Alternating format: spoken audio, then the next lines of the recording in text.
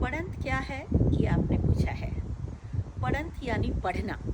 किसी भी चीज़ को जब हम पढ़ते हैं कथक में ताल के साथ लयबद्ध तरीके से, तो उसमें अनुशासन इन्वॉल्व हो जाता है, डिसिप्लिन आ जाता है, क्योंकि हमको लय का ध्यान रखना होता है।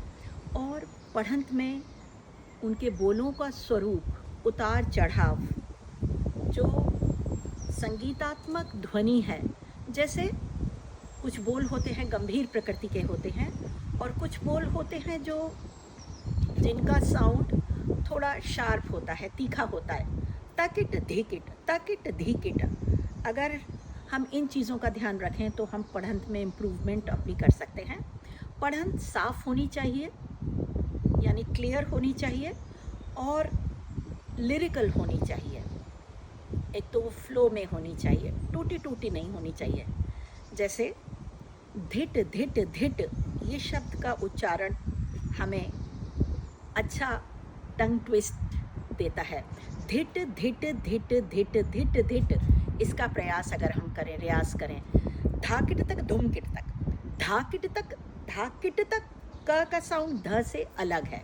धाकिट तक धुमकिट तक, धुम गंभीर साउंड है। धाकिट तक धुमकिट तक, धाकिट तक धुमकिट तक, तिटिकता गदिगन, तिटिकता गदिगन, तिगधा दिग दिग, तिगधा दिग दिग, तिगधा दिग दिग। ऐसे ना बोले दिग दिग, दिग दिग, तिगधा दिग दिग, तिगधा दिग दिग। एक एक शब्द का उच्चारण, उसके अर्थ को समझते हुए। ऐसे आप कहेंगे कि इन शब्दों का कोई अर्थ नहीं है, लेकिन महाराज जी कहते थे कि टेक्निक में भी अभिनय है। हम ऐसे सोचें, ऐसे इमेजिन करें कि धाकिट तक धुमकिट तक कुछ भी प्रकृति का स्वरूप है, एक कन्वर्सेशनल उसकी अप्रोच है।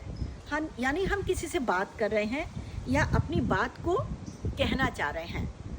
धगत तगिट तक तागिट तगिट तक तागिट तगिट तक किड़धेद देद, क्या कैसे। ऐसे बहुत बड़े बड़े कलाकार हैं जो टेक्निक से बातचीत करते हैं। तो पढ़ंत बहुत अहम हिस्सा है कथक का, जिसका अभ्यास बहुत ज़रूरी है।